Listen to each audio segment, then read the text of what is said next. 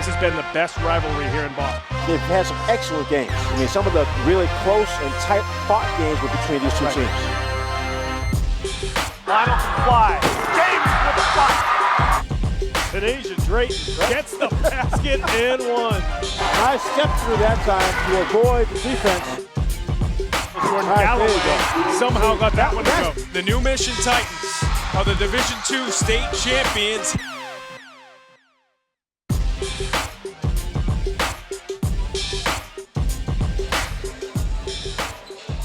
Hello everybody, welcome to Latin Academy High School in Dorchester for the Division II South Boys quarterfinals, as tonight two teams from the city of Boston, the OBryant Tigers, will be taking on the TechBoston Bears. Hello everybody, I'm Pat Flaherty, joined by my partner tonight, Seth Orensky. Seth, you take a look at brackets in high school basketball, and especially here in the city of Boston, we look at them and we say, oh, there's a chance a couple of city teams could meet up. That's happened here tonight. TechBoston and OBryant, this should be a lot of fun here at Latin Academy High. It should. It's the first time these two teams have met since January 11th. The first time TechBoston led into the fourth quarter, but then a big run by OBryant with a couple of players for TechBoston out of the game due to foul trouble. They ended up winning 67-54. They're a little bit of a bigger team as they had a pair of players with double-doubles, Kobe Smith and Rivaldo Soares, both coming up big in that one. Without question, you talk about Soares and the OBryant Tigers. It almost seems like as Rivaldo goes, so do the Tigers. He's one of the players we're going to be looking out for tonight. He is a very good sophomore here in the state of Massachusetts.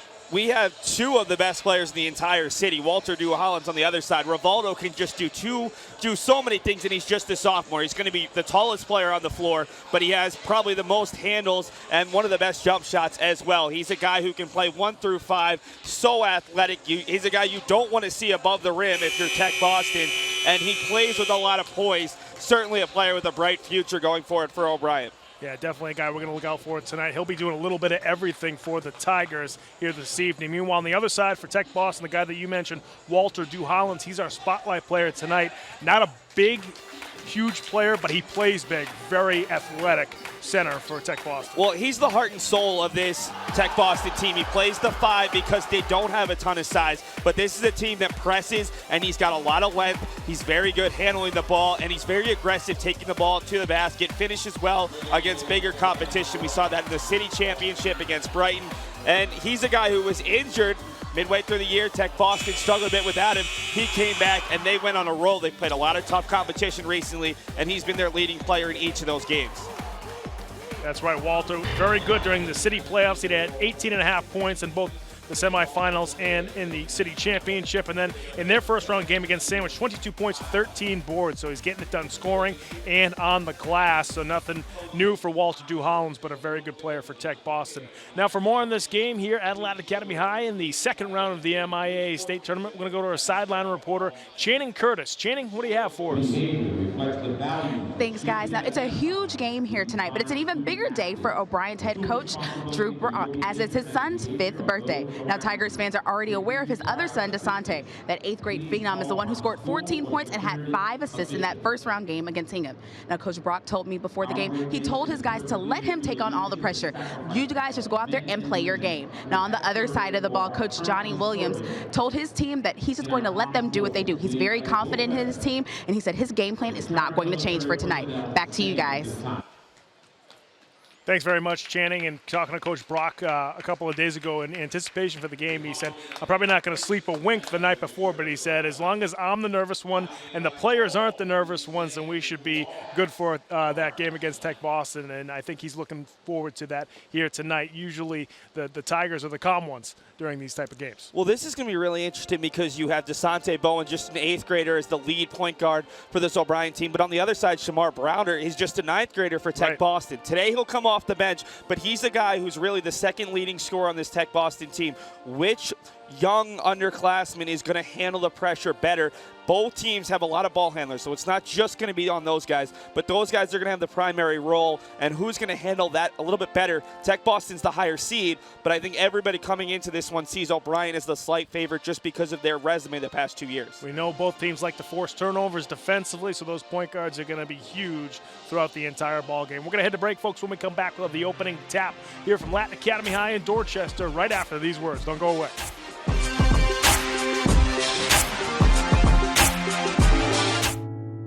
When I was 6, my days were spent playing basketball. When I was 6, my dream was to make it to the NBA. When I was 6, my mom had a stroke. I'm Paul George, and I want you to spot a stroke fast. F, face drooping. A, arm weakness. S, speech difficulty. T, time to call 911. Protect the ones you love. Spot a stroke fast. When I was in foster care, I never knew when I would have to move. So I always had my suitcase ready to go. Then one day, I was adopted. My new parents opened their hearts and home to me. My parents cook my favorite breakfast for me every morning. My parents take me on trips I never thought I would go on. They gave me a home and an even better reason to use that suitcase. My parents aren't perfect, but they're perfect for me. They said I have troll teeth. That my voice sounded like a possessed baby doll. That no one would ever love someone as stupid as me. That I was fat, ugly. Disgusting. The effect of bullying is potent. We will no longer be the silent majority. Now, when you see online bullying, there's something you can do about it. We're gonna take action with the I. I am a witness. I am a witness. I am a witness. I am a witness. I am a witness, and so are you.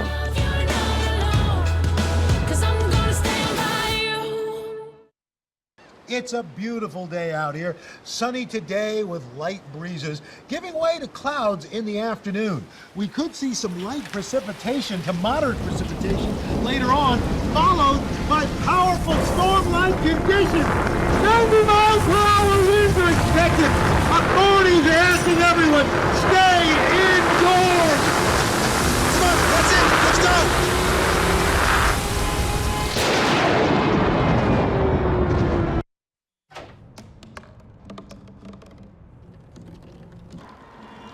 Everybody has a dream.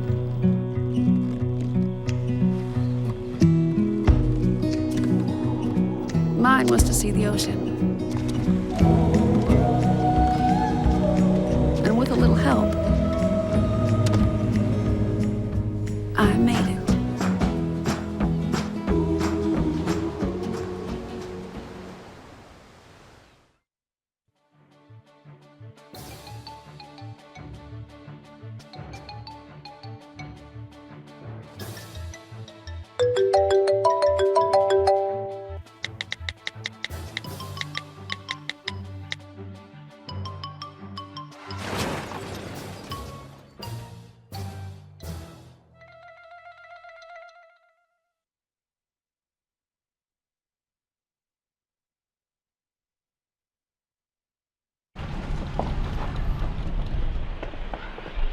Got a quarter?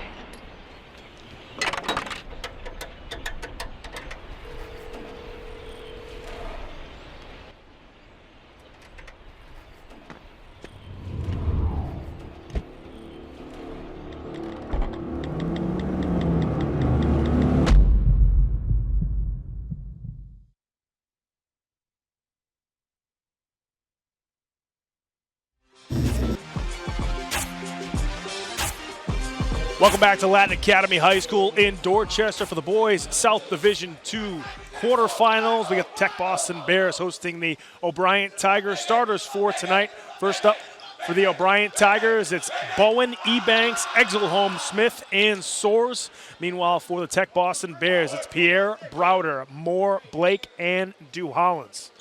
We're just about set to go here at Latin Academy. OBryant in the all-blue uniforms with the white trim. Meanwhile, TechBoston, there you see in the white uniforms, red and black trim. TechBoston, the home team.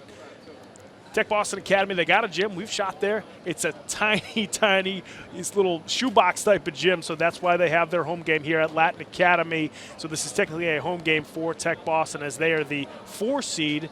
Meanwhile, OBryant is the 5 seed. So very, very close in both these teams. They actually used to be in the same division of the Boston City League, but since realignment, OBryant now in the north, TechBoston now in the south, but they are still rivals on the floor, and we're going to see some passionate basketball here tonight as both these teams have been ready to go for a couple of days knowing that they were going to be playing each other. Well, this is a nice little Boston showdown. The rest of the teams in the city, at least on the boys' side, waiting till tomorrow to play if they're still alive. So a couple of the coaches from teams who are still alive, Hugh Coleman right across from him, chance not only to scout, but just sort of to showcase some of the talent in the city. It'll be very interesting today. We talked about Dew Hollins and Soares, but the guys who have to guard them. Manuel Exelholm will take on Dew Hollins. On the other side, it'll be Shamar Moore who gets the first crack at Rivaldo Soares. So OBryant controls the opening tap, and we're underway. Kobe Smith gets it swiped away by TechBoston. That's what the Bears want to do. They create a lot of turnovers with their pressure defense. Two of the top 4 teams in the city in terms of defense. Both teams coming in allowing less than 61 points per game. That's Pierre driving inside, lost it out of bounds, off his fingertips. So gotta go back to the Tigers. So both teams trying to shake off the jitters here to start off. Yeah, both teams trying to go down low, get an early, easy look. And right now, the issue for TechBoston is they want to run, and OBryant's going to try to stop that as much as possible. Rivaldo Soares on his way to the bucket, gets fouled. He'll head to the charity stripe, and you see the length on Rivaldo and how he's easily able to take it to the rim. Well, Shamar Moore lost him in transition, and there was just a very easy channel to the basket. 2 guys got there a little bit late. Not enough size to contest the shot, an easy early foul. And Rivaldo knocks down the first.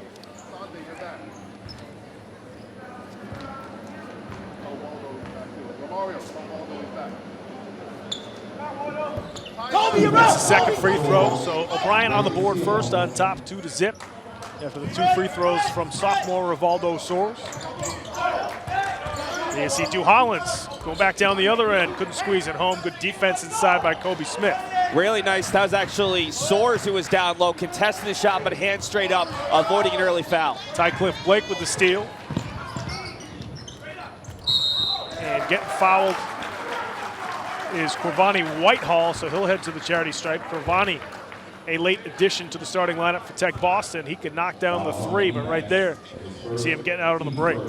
Corvani's another one of the 3 freshmen we'll see for TechBoston amongst their top 7. They had to go a little bit deeper into the bench the first time the 2 teams played. In fact, Johnny Williams said they used 3 guys who didn't see minutes in any other game this season. That's how desperate they were. But he's a guy who's seen a lot of minutes and has some confidence. He'll play alongside Shamar Browder and Alan Nunez, 3 freshmen on a team that has just 1 senior on the roster. So both teams with 2 free throws were tied up at 2. They were just over a minute gone by in the first quarter. Ebanks rattles that one home. Nice floater, getting a little bit of an angle from the elbow and then putting it in. Here comes Whitehall for 3, around the rim and out. Kobe Smith tracks down the rebound for OBryant. He's off to the races, out to Ebanks. Romario off the back iron, gets his own rebound. And Soares will reset for the Tigers. This is a mismatch right now. Soares has a ton of size working against Whitehall. Ebanks from the other side gets that one to go. I really love the confidence of Romario Ebanks, one of the 3 seniors in the starting lineup. He's a guy we've seen in a couple of games this season, really struggle shooting, but he just continues to look for his own shot. You cannot give that guy an open 3. Shamar Moore from downtown, back to a 2-point game. Well, there's the other very confident 3-point shooter in this contest. Bowen on the drive. He's short with that layup. Here comes Dew Hollins. Whitehall for 3.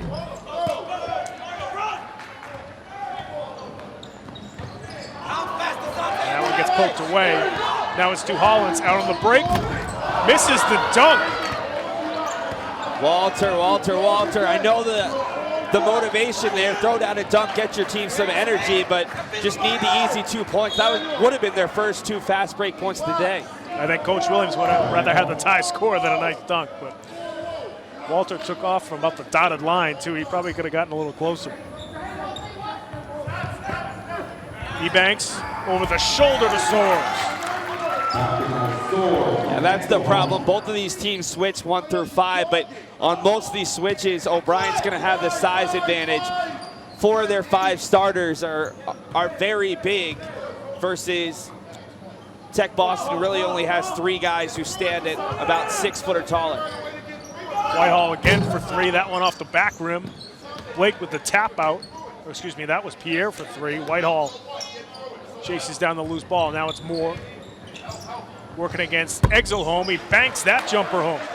Can't ask for much better defense than what Emmanuel Exelholm did right there. Contested the shot.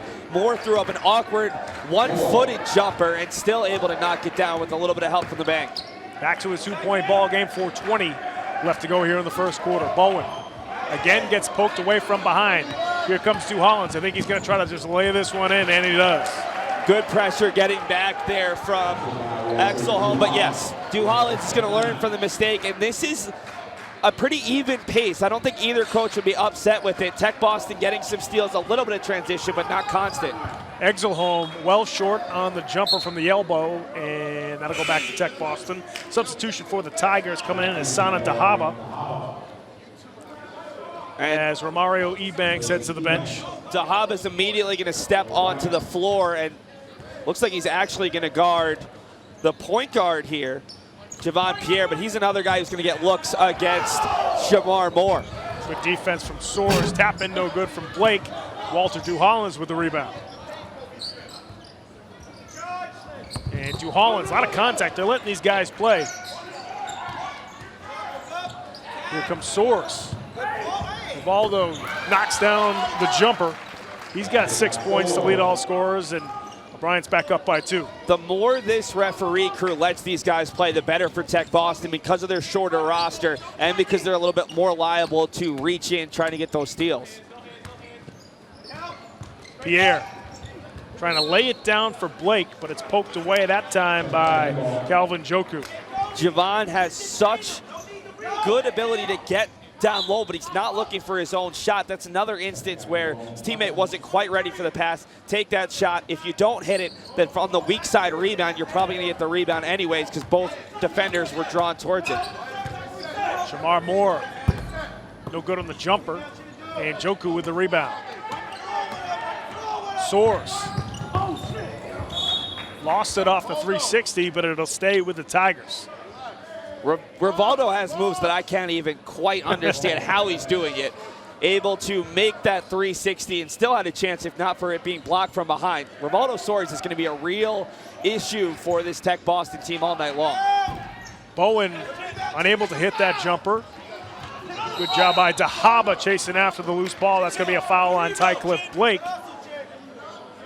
That's his first personal foul, second team foul for TechBoston.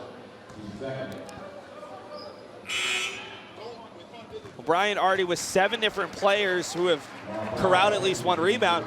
But Pat, I've been pretty impressed with TechBoston's offensive rebounding. They're getting a couple of second chance looks that I didn't expect to see against an OBryant team that does have the size advantage. Bowen on the drive, and he got tied up that time. And it should go back to TechBoston. OBryant started the game with the basketball. Coming back in is Ebanks and Exelholm. Kobe Smith going to head to the bench, along with Desante Bowen. OBryant just wanted to get those 2 seniors a couple of instructions and send them right back out there. Shamar Browder fresh off the bench, no good on that layup. Here comes Dahaba. They squeeze it into Joku, and he got bailed out by a foul. Ooh, that was real close. Joku was trying to go up. Duhollins was looking for the held ball. That's the first on Duhollins. 3 different players have picked up a foul early on for TechBoston, which is better than the last time we saw them in person when they took on Brighton in the city championship game. They had 3 different starters with 3 fouls in the first quarter. Joku knocks down the first free throw for the Tigers.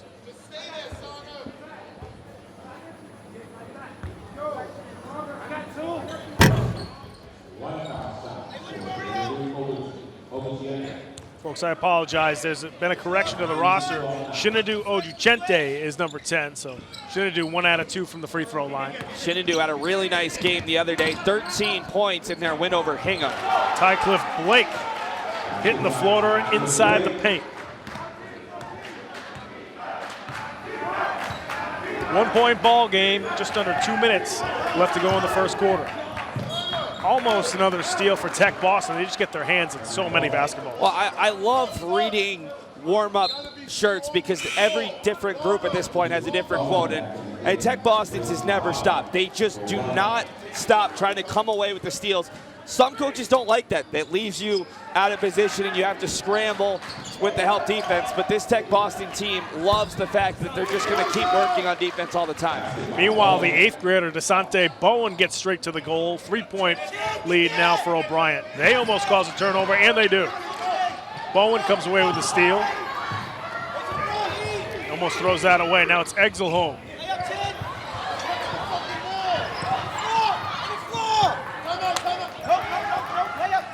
Ebanks gonna fire up a 3 and hit it.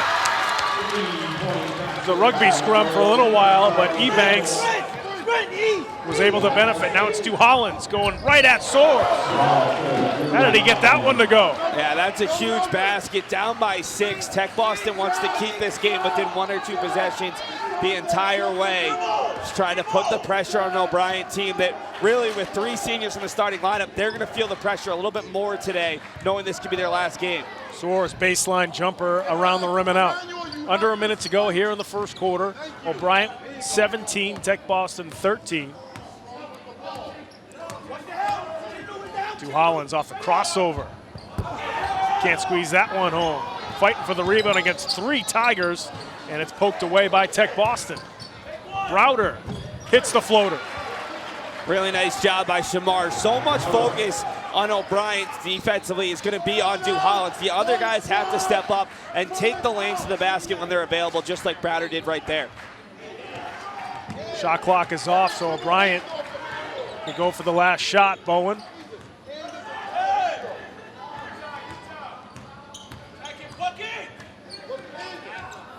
Ebanks to the corner. Jumper short that time. 1 second left before the half.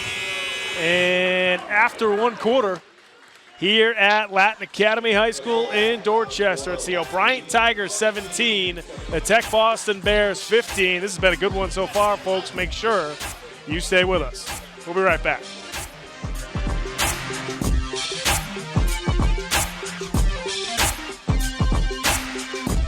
Green hat, red hat, oops.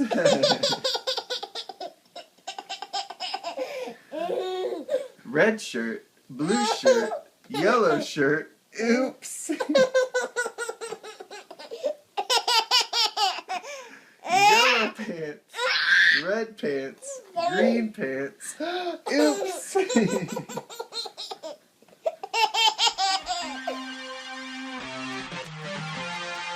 Welcome back to Latin Academy High School in Dorchester for the boys South Division II quarterfinals. Right now, OBryant on top of Tech Boston, 17-15. Folks, if you want to follow us on social media, you can certainly follow us on Facebook. Go to Facebook, search for Game of the Week here in Boston. You can also follow us on Twitter.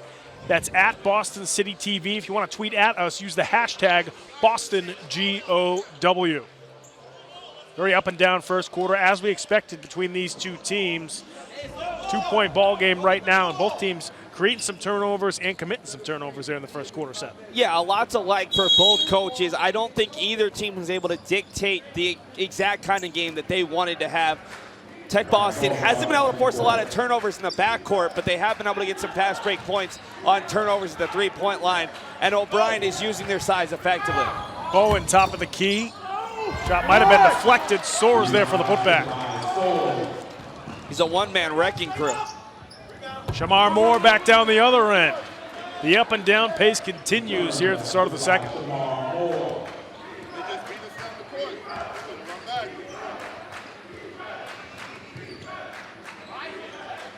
Moore's got to really watch those hands. He has both out. They get him, start getting him for hand checks. That could be a real problem. Emmanuel Exelholm, the football player, putting his head down and scoring. we got a foul back down the other end. That's on Bowen. We've definitely seen more contact not called, but that time that's almost a bit of a bailout call for Whitehall. It was going to be blocked and it would have been going the other way. These free throws are huge for Tech Boston. They really struggled from the line in the city championship game, but 90% in their 23-point win over Sandwich. They're going to get to the line a lot because of their style of play. They just need to be able to take advantage of their opportunities. Whitehall no good on the second free throw, so still a 3-point lead for OBryant. Ebanks trying to squeeze it home, gets his own rebound. Reverse layup, no good. And still OBryant ball. Soars with a rim rocker. Right now, OBryant's winning the battle for loose balls. That's the second or third time we've seen them capitalize on not only an offensive rebound, but then winning a 50-50 ball on the floor, turning it into points. That's the difference in this game right now. They're taking advantage of their second chance opportunities, and Tech Boston isn't pushing the pace enough.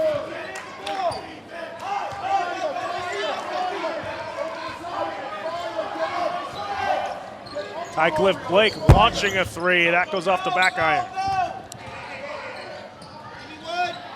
Ebanks for three. Short on that one. And beautiful pass out from Pierre to Browder. That one no good. And Kobe Smith was stepping out of bounds when he caught the loose ball. So that'll stay with Tech Boston. Tech Boston catches a break there. Browder really never had it on the way up. Just threw it off the glass, hoping for a fortuitous bounce. OBryant almost came away with the rebound, but Smith couldn't reestablish his footing after going out of bounds, trying to shot block the first shot. Whitehall for three. Nothing but nylon for the freshman Bear.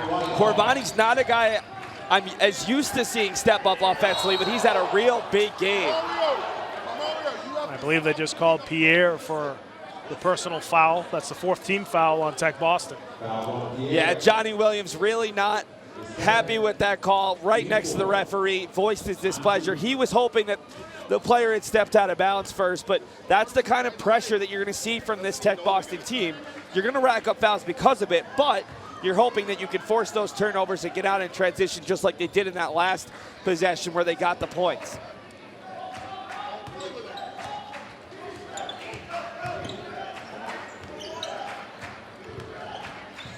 Top of the key, it's Bowen, no good. It's not the shot you want. Tigers.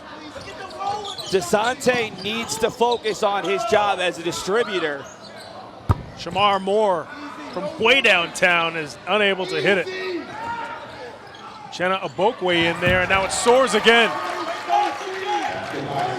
Great vision from Emmanuel Exelholm, seeing Soars darting to the basket. Soars has to have at least 10 points already. And give him a block to boot. Moore. Yeah, the Euro step and a couple more steps on top of it.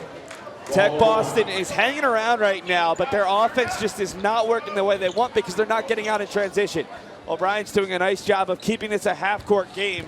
And talking to Coach Drew Brock before the game, if they can guard only from the yellow volleyball line on their side of the defense, he's going to be really happy and thinks his team's going to win. Right now, it's more playing in that half-court defense rather than a full-court press. Beautiful move to the basket by Ebanks. And it's back to a 6-point lead for OBryant. Seems like OBryant just has an easier time scoring inside than Tech Boston right now. Well, it doesn't matter who's down low. They have a size advantage. And Soars has been the most common guys. You see OBryant going into a zone. Shamar Moore, without hesitation, misses that three. And Moore comes away with a steal. Shamar, well off on the jumper. Drew Hollins there for the rebound. He gets fouled on his way to the bucket. That's what Tech Boston needs to do. It was great vision from Shamar Moore. Saw that Soars was really the only option on the outlet and read the pass, but then he jacks up a contested jump shot with three of his players around the perimeter. They just need to be a little bit more conscious of the shots they're taking, be a little bit more selective, and go downhill. You're going to draw some fouls. You're going to get some looks that they're a little bit more comfortable for, or you can kick it out to a wide-open three-point shooter. Both squads 3 for 4 from the charity stripe. Dew Hollins knocks down the first. Soares going to get a breather as Shinadu Oguchenti comes back in for the Tigers. And this is where, if you're Tech Boston, you really want to put pressure on OBryant, pressure the ball handlers, but also see who can beat you. Don't give up easy shots. Don't give up the second chance. Make them hit contested jumpers. That's where OBryant struggles a little bit more. Another three from the corner. That time it's from Uchenna Obokwe. Yeah, I don't think Obokwe liked the fact that I said that they struggle a bit shooting contested jump shots. That was a good look from the corner with the hand in his face.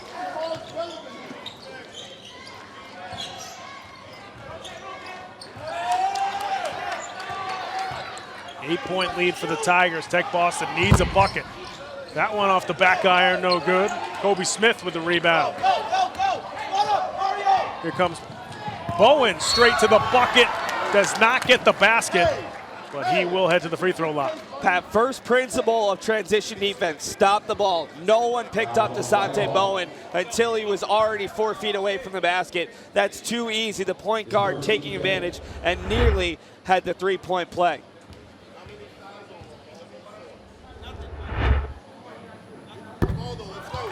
Bowen gets the first. You know, for an 8th grader playing in a state tournament game, he is fearless going to the rim. Yeah, well, it helps that he's the son of a head coach. He's been around this program. I mean, anytime that you have a coach's son, especially as a point guard, you expect the intuition to be there. The nerves certainly could be an issue. But it also helps that he has so many upperclassmen around him to take the pressure off. He's not expected to score a ton of the points. And right now you see Soares come back after maybe 45 seconds on the bench. Tech Boston not really taking advantage of their slim opportunity there to get back a little closer in this game. 9-point lead for the Tigers. As that ball was thrown away, here comes Oguchente. And he gets it knocked away by Tech Boston. Shamar Moore a little bit out of control, and he stepped out of bounds. And this is where Shamar just needs to take a breath. He's got the hardest job on the floor. He's the guy who's guarding Rivaldo Soares. He's also the second leading scorer on this team.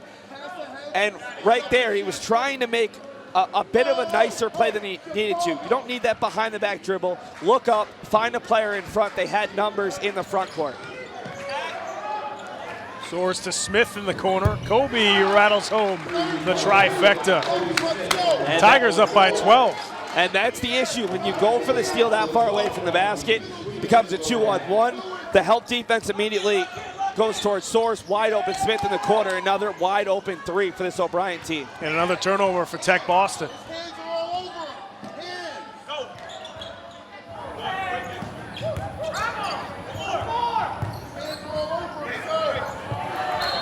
And that goes out of bounds, back to the Bears.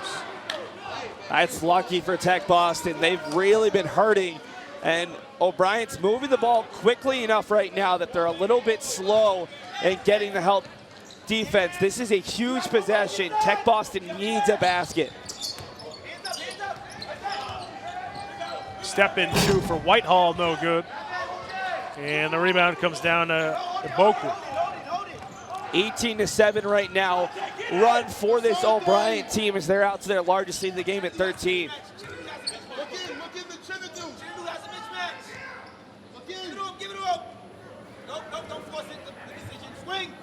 Good swing for the Tigers. Now it's Smith trying to drive inside and rattles that one home.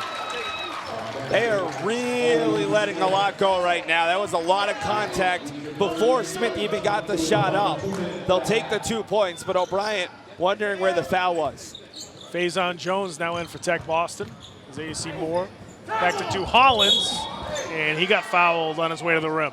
Yeah, Oguchiente's asking who me, but there was a lot of contact on the wrist. And these are 2 big free throws right now for Dew Hollins. This team doesn't have a senior leader. They've got a couple of juniors who have seen a lot of action, and this is Dew Hollins' team. He knows that he needs to be a bit more aggressive offensively. How many times have we called his name here in the second quarter? Not nearly enough. Yeah, Bowen just caught him. I think that's the second on Desante. And Walter knocks down the first free throw to stop the bleeding momentarily for Tech Boston. Coming back in the game for the Tigers is Mario Ebanks. And coming in for the first time is Laurel Lewis Guy for OBryant.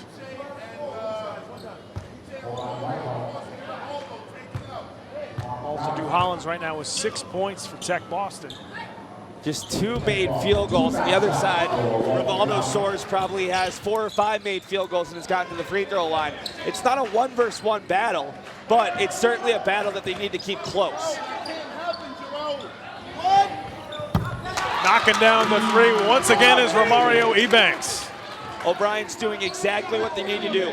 When TechBoston over pursues, there's going to be open shooters. If you can hit those open shots, you make TechBoston have to dig themselves out of a big hole. 16-point lead for the Tigers as Ty Cliff Blake is fouled on the floor. The basket does not count. No, they're going to count that as a basket. That's a huge bucket for Blake, who now has 2 baskets going to the rim. And Blake is one of those guys who doesn't necessarily carry a big part of the scoring role. But if he can provide a little bit of additional scoring, it takes the pressure off of Moore and Duhallens.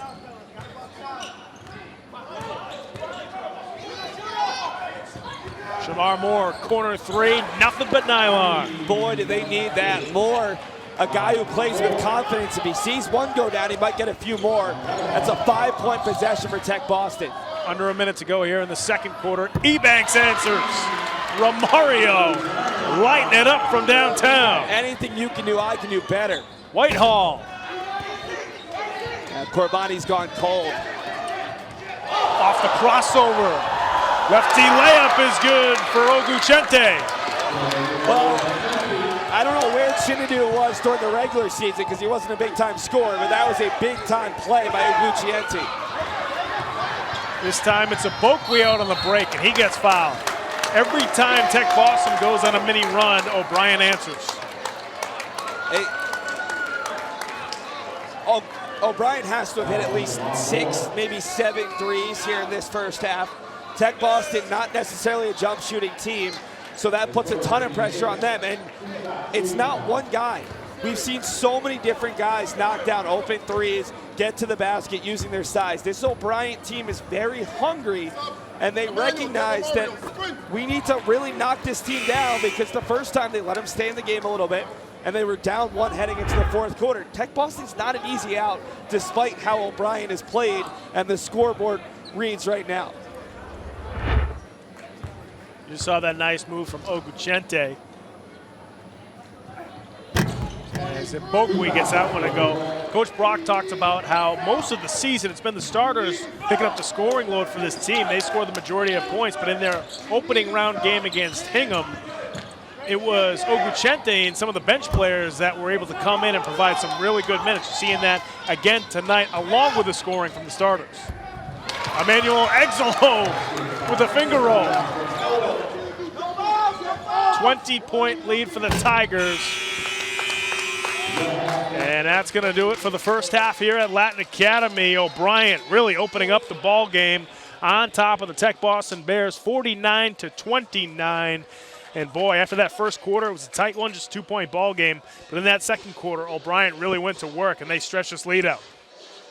It was 17-15 after the first quarter. OBryant put up 32 points against a team that allows just 60.1 points per game, and they did it in so many different ways. They got down low, especially early. They were hitting their threes. They were the team getting out in transition, forcing the turnovers. For TechBoston, you really just have to wipe the slate and say, this isn't a TechBoston basketball. We're down by 20. If we can cut it to 10 starting the fourth quarter, we might have a chance going forward. You saw Soares get a couple of easy buckets early on in this game. Well, what does that do for a team to see that their star player is sort of getting it going early? Well, when Rivaldo gets going, the rest of the team gets going because Soares is already going to draw a lot of attention, but then he draws more attention. It opens up Smith, Ebanks, Exelholm, and then it helps out the bench. Oguchente and Boakwe both have big first halves comparatively for them. Without question. Meanwhile, on the other side, Walter Duhallens, the leading scorer for the TechBoston Bears, wasn't able to get any easy buckets. Everything it seemed he had to work for there in the first half. Well, when TechBoston isn't getting out into transition, they really struggle with their full court or their half-court sets comparatively to this OBryant team. And this entire OBryant team is keying in on him. It's up to the rest of the team to pick up the slack so that maybe he'll get some more one-on-one looks versus one-on-two, one-on-three. Right. We'll certainly see if these two teams can make halftime adjustments, especially TechBoston. They're in a 20-point hole here at the half at Latin Academy High School. Now, folks, we always talk about some of the seniors across the city. Both these teams are very young, so they don't have as many seniors, but two seniors that we've seen a lot grow up here in the city are the Mitchell twins from New Mission. So we're going to take a look at that story right now. And the New Mission Titans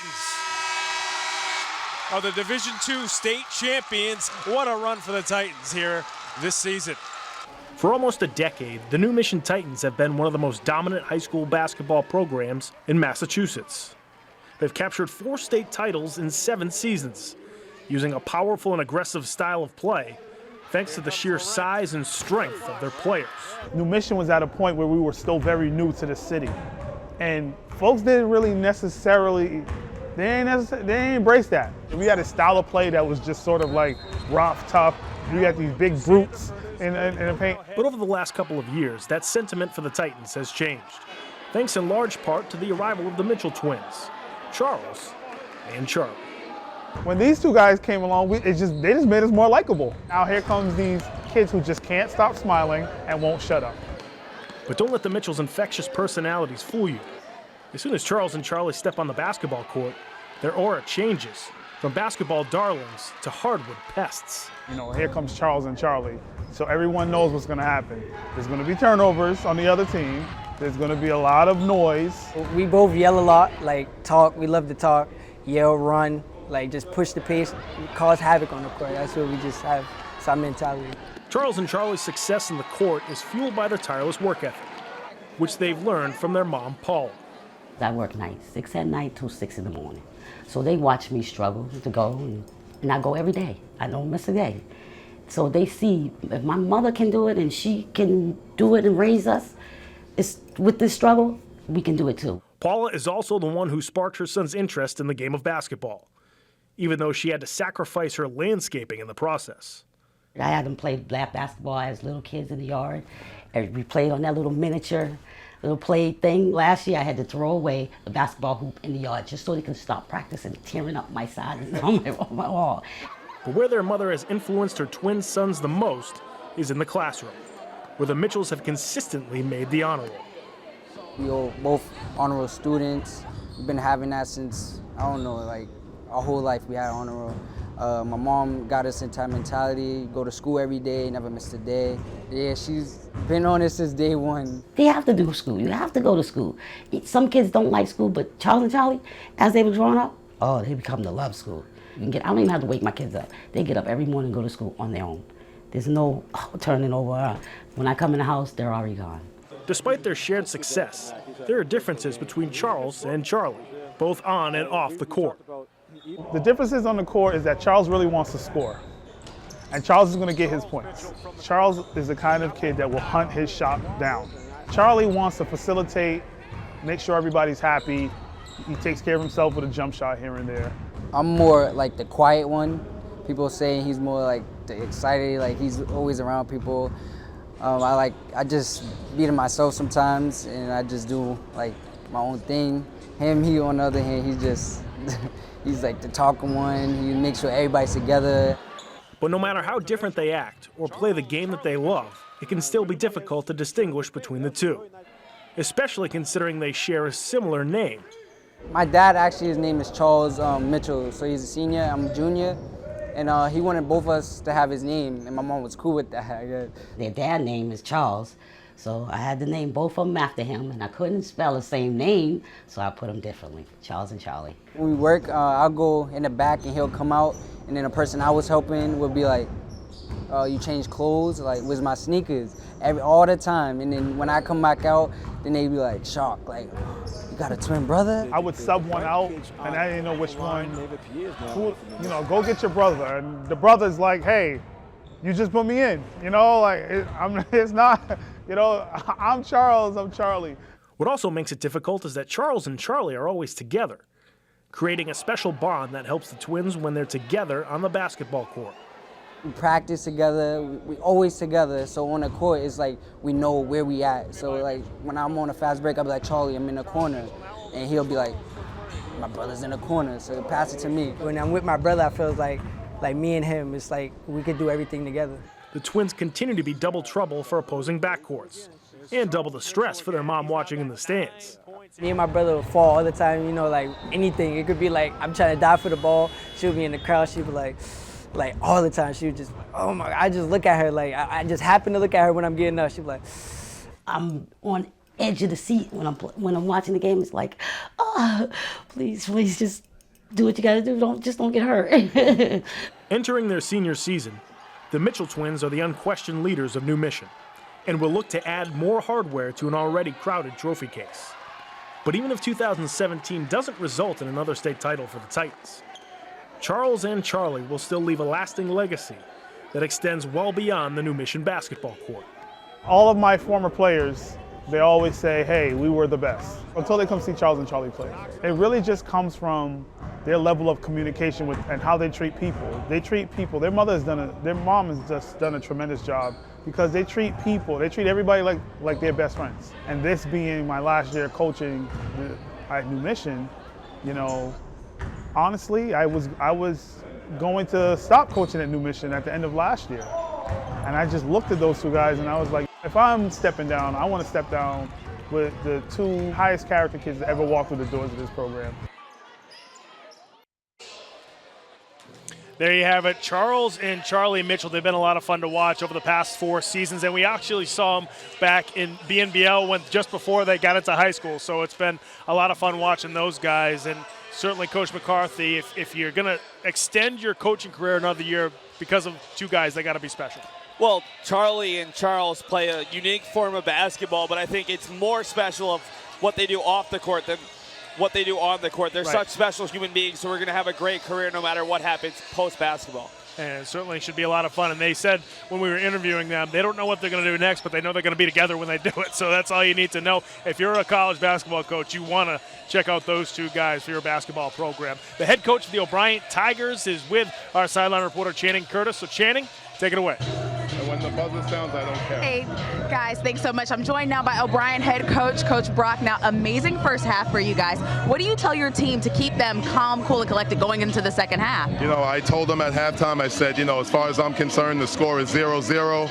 I know Dorchester has a lot of fight in them, and we kind of just really talked about what we need to do. We need to keep pushing the ball, keep reversing the ball and getting open shots, and we got to come out and not just match their intensity, but supersede their intensity. Now, one thing you talked about before the game was that their ability to play full court quite a bit of the game, and they are a very gritty team. How have you been able to surpass that in the first half? You know, I mean, we gave them 7 points turning the ball over in the backcourt, but we want to use their aggressiveness against them, so when they want to get up and press us, we're going to find the open man, get it middle, and then reverse the ball down the sidelines. All right, thank you so much, Coach. And I know you have your son with you for his 5th birthday. I know you can say hi to him. I just wanted to wish my son a happy 5th birthday. Thank you. Thanks, Coach. Back to you guys. A future OBryant Tiger right there with Coach Brock. Certainly they're very young, so they could probably just throw him into the starting lineup if they wanted to. Folks, we're going to take a look at the halftime stats before we start the third quarter. And first up here at Latin Academy High, it's going to be the TechBoston Bears stats. Well, Shamar Moore, 11 points. Walter Duholland, 7, but the rest of the team just 11 total points. Duholland's also showing up as the leader in rebounds and assists. Ty Cleef Blake with 3 rebounds and 3 assists for Javon Pierre, the freshman point guard. And next up, OBryant. Well, that's just unfair. Romario Ebanks has 16. Romaldo Soares with 12. Soares also has 5 rebounds, 5 assists, potentially on his way to a triple-double. Ibakwe off the bench has 4 rebounds, and Ebanks with 3 assists. That's the kind of balance you're hoping for if you're OBryant, because this OBryant team has high expectations. They've been ranked by a couple of the different media organizations as a top 10 team, and they're very much out there to prove that they're the top team in the city. They fell to Brighton in the city semifinals, hoping to get back to the championship game for a second year. This team has a lot of confidence in their abilities, and obviously TechBoston has a lot to say about it in the final 16 minutes of this game. But if OBryant were to get out of this game, I think they have the potential to go a lot further than just the second round, which is already 1 round further than they made it the last 2 years. We'll see if they continue to keep their foot on the gas pedal here with a 20-point lead over TechBoston. The Bears start off the quarter with the basketball. TechBoston needs to do a better job of getting the ball inside. Yes, they're giving up size, which means they need to swing the ball, get a lane to the basket, and then go to the basket. Walter Duhallen's no good on the jumper from the top of the key. Not the shot Johnny Williams wanted. Another contested long jumper. It's not something this team excels at. Exelholm squeezes that one in. Nice move by Emmanuel. And that's what I love about OBryant. They have a couple football players out there, the toughness.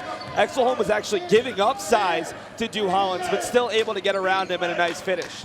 If you have not seen Emmanuel Exelholm on the football field, go search for Game of the Week, OBryant Tigers.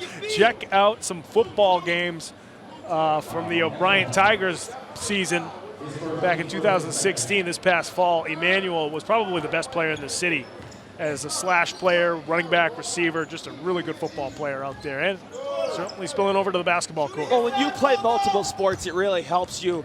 A lot of the skills translate, you can improve other skills, and that's a big reason why he and Kobe Smith have become better basketball players. And this is not good news. A TechBoston player slowed down in that big huddle underneath the basket. Ebank's no good from three. That was Pierre who was limping. TechBoston's going to call a timeout and get Pierre off the floor. And instead, Blake throws up an ill-contested shot and a chance for OBryant to tag on more points. Bowen inside Kobe Smith. It doesn't fall for him, and finally the refs stop the game here as Pierre, I don't know if he has a cramp. It has to come out for a minute. We'll see what the injury is there. Well, the good news is they can bring in Shamar Browder, who's typically the starting point guard. But this TechBoston team needs a spark, and it starts with their defense. They just haven't turned over OBryant enough. Talked about it at halftime with Coach Brock. He said that his team gave up 7 points in the backcourt off turnovers. That's low for opponents against this TechBoston side. Smith inside, he got it poked away. And again, they're letting a lot go underneath there as OBryant was looking for the contact. TechBoston calls a timeout here with 6:15 left to go in the third quarter. Still a 20-point lead for the Tigers. What do the Bears got to do to get back into this thing?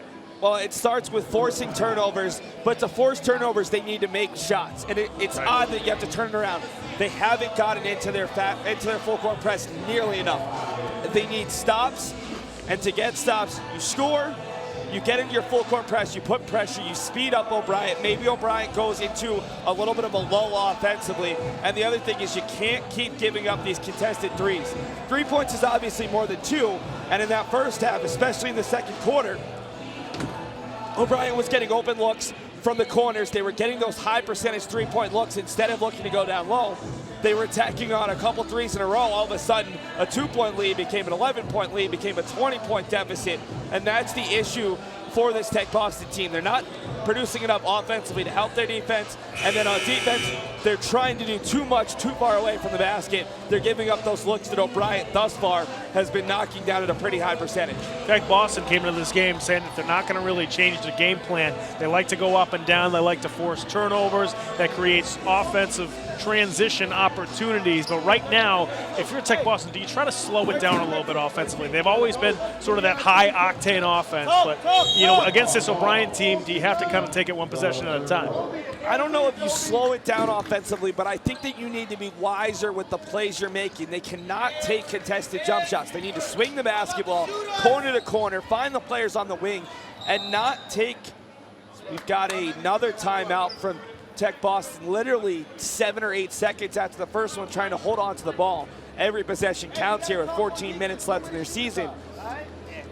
You need to get the ball down low without a player who's taller than you there, which is easier said than done. But if you can get OBryant moving a little bit, if you can get OBryant trying to over-pursue and get looks down low, you can get 1 or 2 baskets to fall. That's what you need for Shamar Moore, Walter Duhallens, Corbani Whitehall, to hit those jumpers from behind the arc. Sometimes it just takes one, even a layup to go down, and then you get into a flow and a rhythm. We'll see if the TechBoston Bears can get on a run. You mentioned calling that timeout there for TechBoston. And you know, sometimes it's always a struggle. You say, you know, do we really need this possession? Is a timeout more valuable than that one possession right there? Well, I think at this point you can save your timeouts all you want if you're Tech Boston. It might not matter if you're down by 30. There's a steal for Exelholm. Ebank's going to slow it up. Now trying to force it inside the source, and Blake's going to be whistled for the foul. Tech Boston just has not executed, especially out of timeouts. I don't think they've scored a point off of their 3 or 4 timeouts. And it just shows this is not a good matchup for Tech Boston. A bigger team is actually a better thing, because instead of having another team that wants to run with you is just bigger and longer, you might have a team who plays a different style. OBryant plays a similar style, but they're just longer and slightly more athletic. Coast-to-coast drive from Tycliffe Blake. And that could be what Tech Boston needs to try to climb back into an 18-point lead for the Tigers. But Tech Boston gets no pressure on the ball in the backcourt, and OBryant easily able to set up in their half-court set.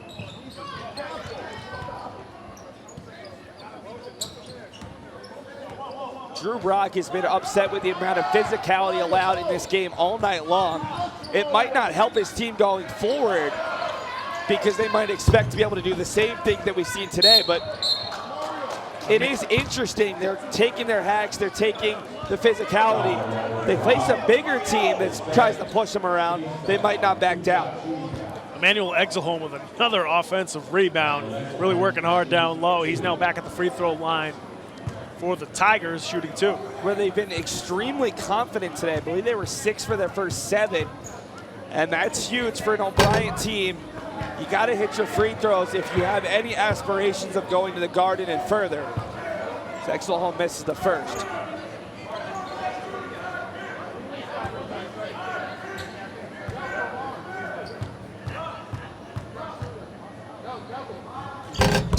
Exelholm knocks down the second. 19-point lead for the OBryant Tigers. Shamar Moore on the drive. Can't get it to go. To Hollins, trying to pull down the offensive rebound.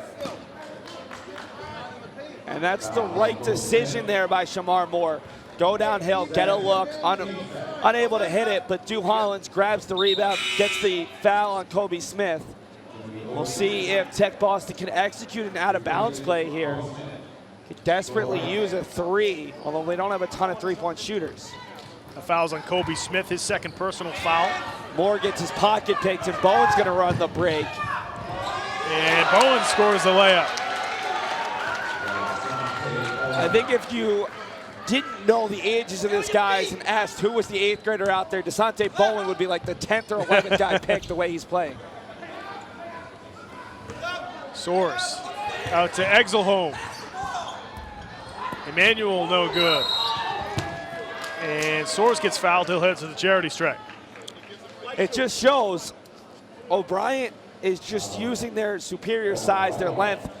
On that one, though, if Source feeds you the ball and there's a guy on you, Exelholm's got to give it right back to Source. There was no one on the trailer. It's a 2-on-1, and instead Blake gets his hand in there and nearly slows it down, allows the defense to get back.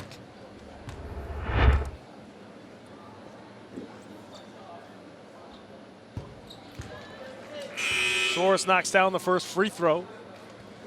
And these are all things that Drew Brock's going to talk to his team about if they do advance. But also, Johnny Williams, and this game is far from over. Remember, his team has one senior who doesn't see a ton of time. This Tech Boston team, this is really good experience, whether they come back in this one or not. And we had a collision at half court, and see who gets whistled for the foul. Looks like Pierre is going to be called. Tycliffe Blake went really hard for that loose ball, and it looks like his right shoulder went into the body of an OBryant player. He's going to try to play through it.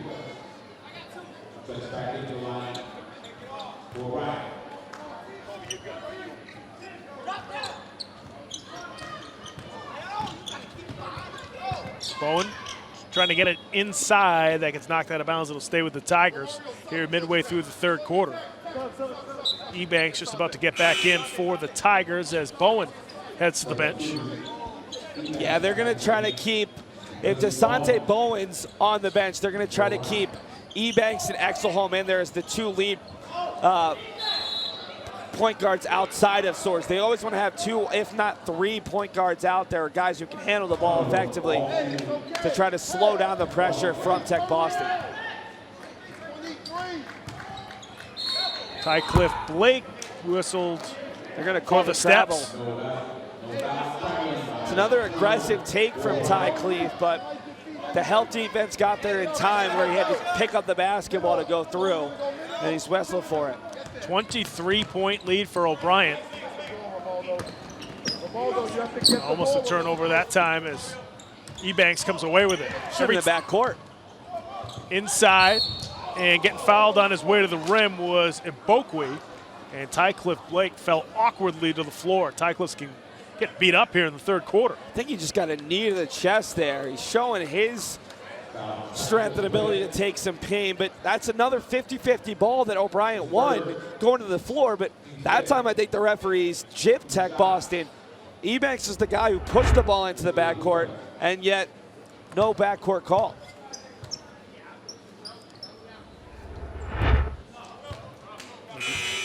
And Ibokwe knocks down the first free throw. Substitution for the Tigers. Kobe Smith coming back in. Rivaldo Soares going to get a breather.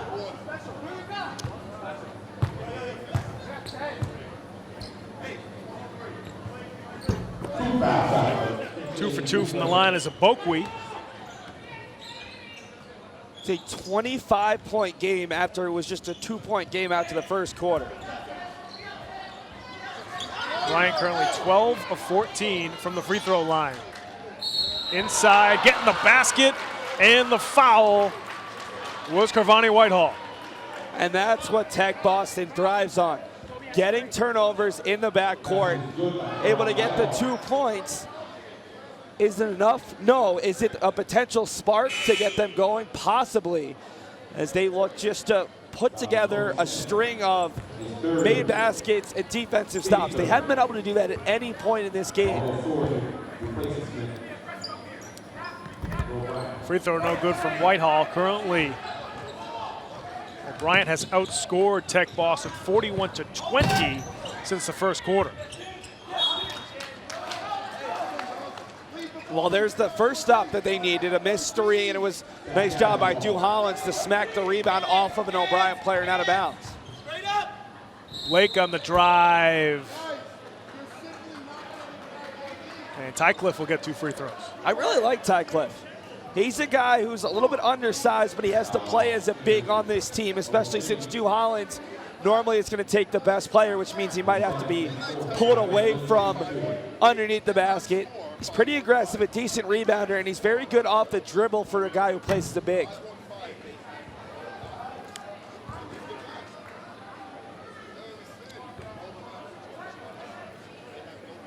And Tycliffe, one of those many juniors on this team, just one senior, but 4 juniors who all play big roles on this team.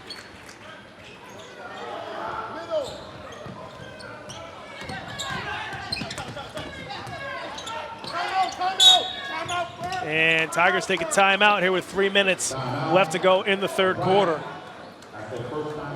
And I think Drew Brock senses it a little bit. It's not much.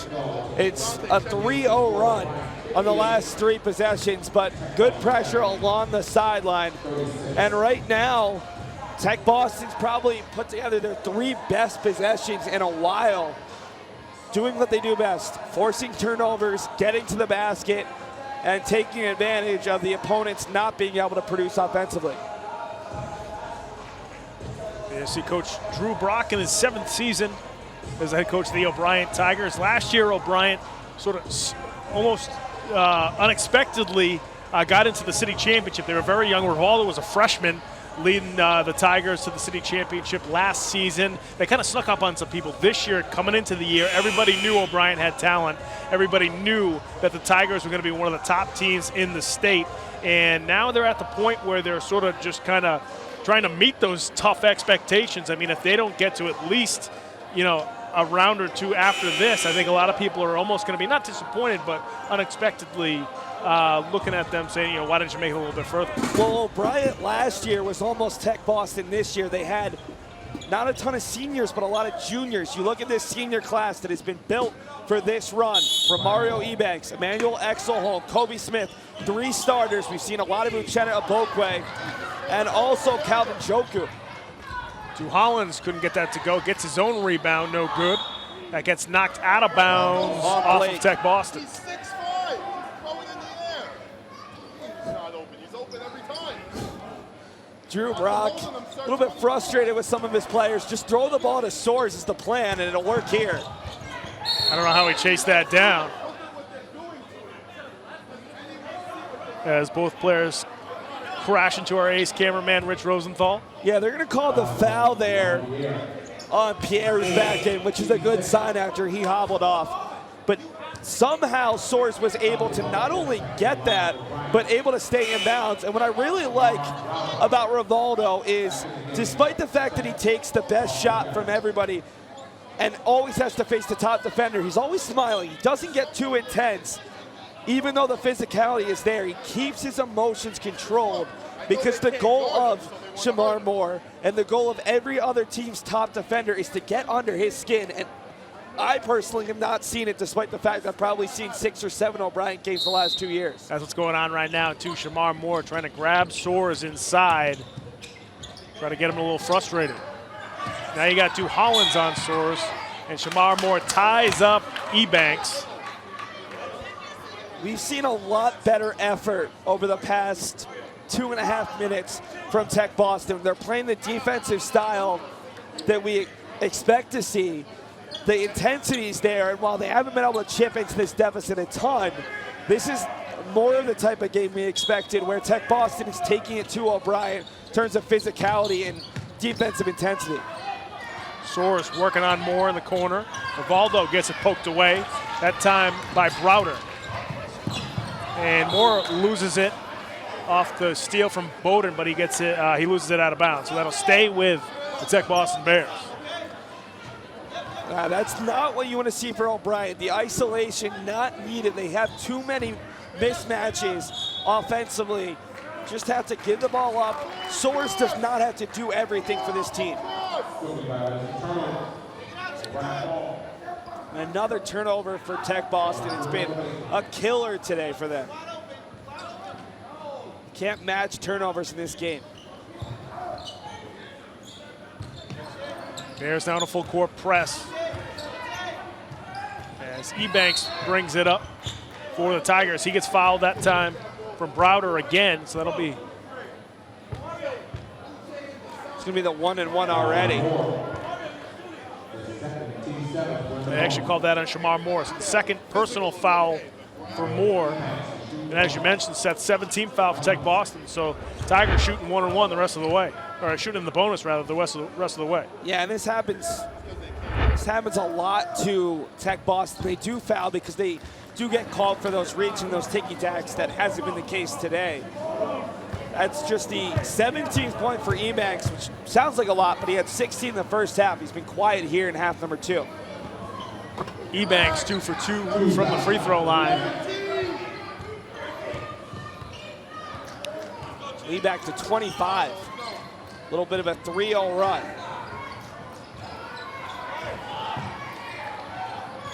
Moore now with it in the corner, double team. They get it to Hollins, who gets it to go, and the foul. And then he went hard into the tripod down there with our other cameraman. So they call Soares for the foul, so Hollins gets the basket. He'll try to complete the 3-point play.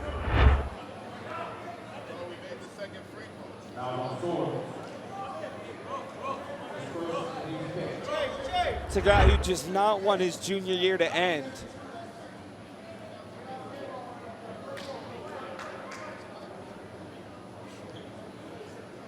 As we have a substitution here for the Tigers coming out is Uchenna Obokwe. Yeah, they were talking about the score at the scorer's table, and they've actually just taken a point off the board. And that free throw is good from Walter Hollins. He makes it a 3-point play. Our guys in the truck had it right, as usual. No surprise. 2 minutes left to go here in the third. 21-point lead for the Tigers. Bowen is going to be called for the offensive foul. Nice job taking the body from what I believe was Browder. And that's one of the few decisions today by Bowen. Just needed to be a little bit more passive, not taking that look with the defense set. Tigers again whistle for the foul. That time it was Soares, so that's his second personal foul. And now TechBoston shooting 1-on-1. It could have a very long fourth quarter. It's Gervonta Whitehall at the free throw line. He knocks down the first, so he'll get one more. 9 for 14 from the free throw line of the TechBoston Bears. As Emmanuel Exelholm checks back in for the Tigers. Heading back to the bench is Shinadu Oguchente. And Whitehall's a guy, just a freshman. He could be a much bigger playmaker next year when they bring back the majority of this core. Between Whitehall, Browder, and Nunez, who we haven't seen today, all three of those guys could be starters in years to come.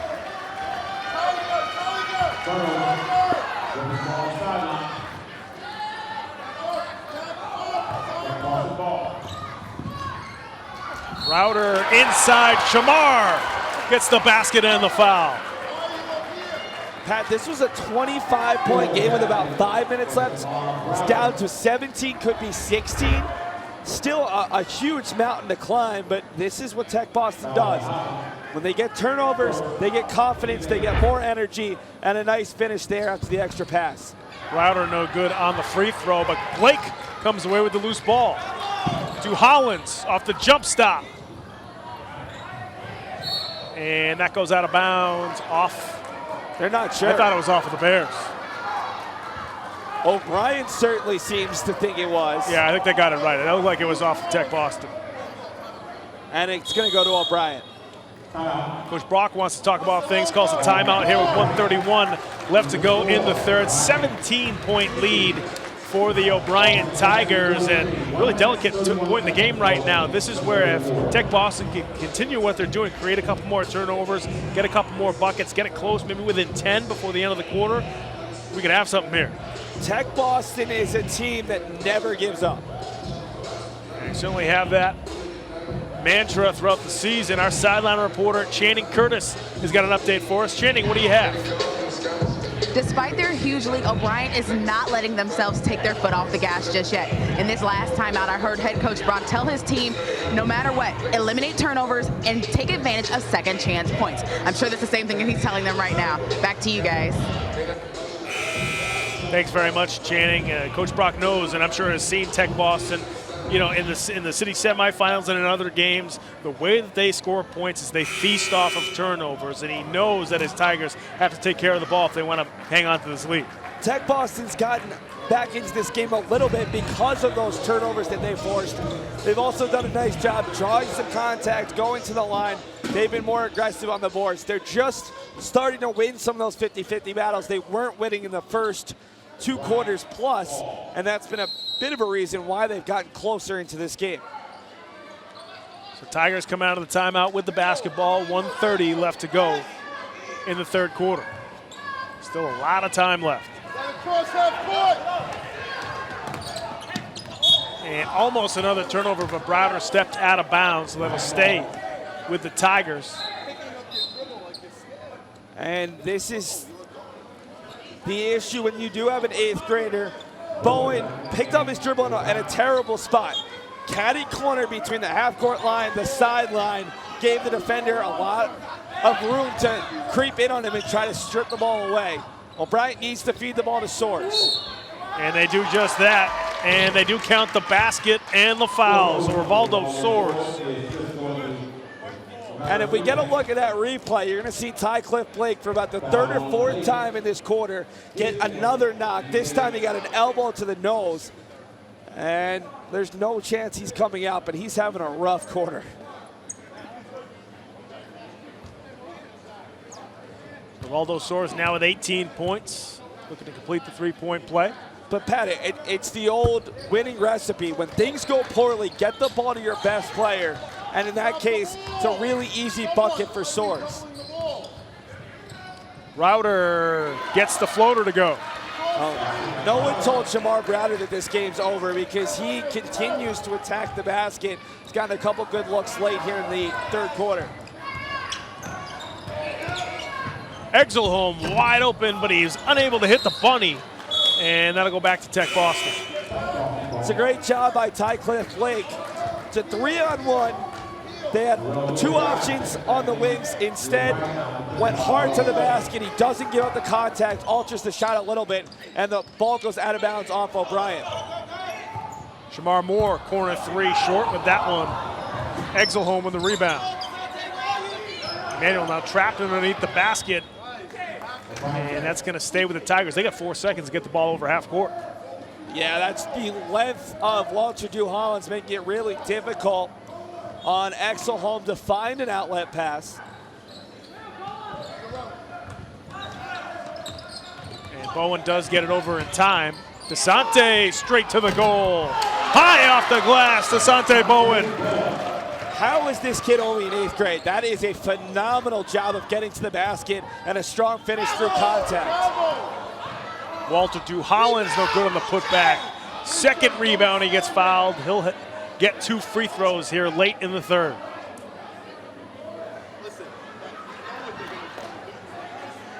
Duhallens with yet another double-double. I feel like every game that you see the stats or we've had him, he's gone off. 10 points is a lot lower than normal, but 12 rebounds and counting for the very talented junior leader. Yeah, he's a double-double machine and a very workmanlike 10 points. He's now got 2 free throws here with 9 seconds left to go in the third, trying to cut into this 19-point lead. These are very important 9 seconds. They could have really used to hit both free throws, but Tech Boston, no matter what, needs to not give up points. 19 is a huge deficit. 20 isn't much bigger, but it just seems like a much bigger deficit. And OBryant's going to put out a couple of seniors and a couple of three-point shooters looking to tack onto their lead. Kobe Smith's the guy you have to watch. And Duhallens is able to get the second one to go. 9 seconds left in the quarter. Smith, and that one gets knocked away by Faison Jones. 5 seconds left here for OBryant. Good thing that came out of that is OBryant can outrun sort of like a side out of bounds play to try to get a shot off here. They get it into the big fella's soars. Rivaldo gets shoved down near the baseline, so he'll be shooting 1-on-1. That's actually the 9th on Tech Boston. So we're going to see every foul in the fourth quarter, presumably. From now on for both teams. It's going to be a lot of free throw shooting. So 14 for 17 are the Tigers from the free throw line. And that one was no good. The outstanding sophomore. Moore, before the end of the quarter, was not able to hit it. So after 3 here at Latin Academy High School, the OBryant Tigers still with an 18-point lead over Tech Boston. When we come back, we'll have the fourth quarter here on Game of the Week. Tech Boston still hanging around, folks.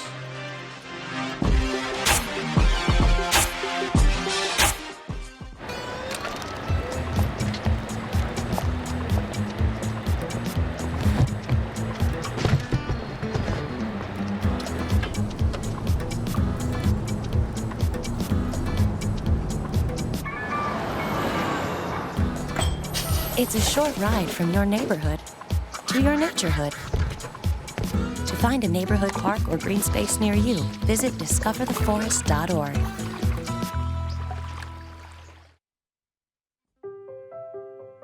We just finished dinner and it was time for homework. He hates homework. It makes no sense. I don't know how he finds anything in his backpack. I can't find my backpack. I couldn't even read his handwriting. Holding the pencil makes my hand hurt. I know he's bright. Why is it so hard for me? He's I'm just trying gotta as try a hard little as harder. I can. When you can see learning and attention issues from their side, you can be on their side. Go to understood.org, a free online resource with support and tools to help your child thrive.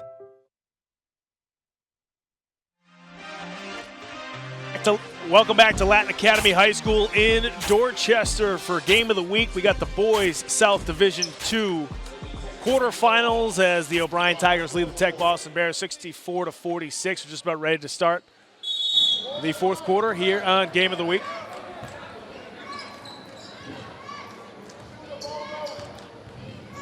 Moore. Step back jumper, no good. And you have to wonder, Shamar Moore, normally such a good jump shooter, how much having to guard Soares for the majority of this game has taken away from his ability to really knock down those shots. He might be a little tired in the legs here in the fourth quarter.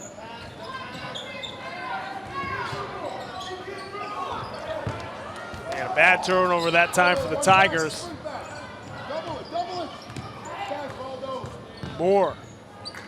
Smothered by Rivaldo Soares. You just can't put your head down and expect to get to the basket. Kobe Smith, once again, no call. Bowen there for the layup.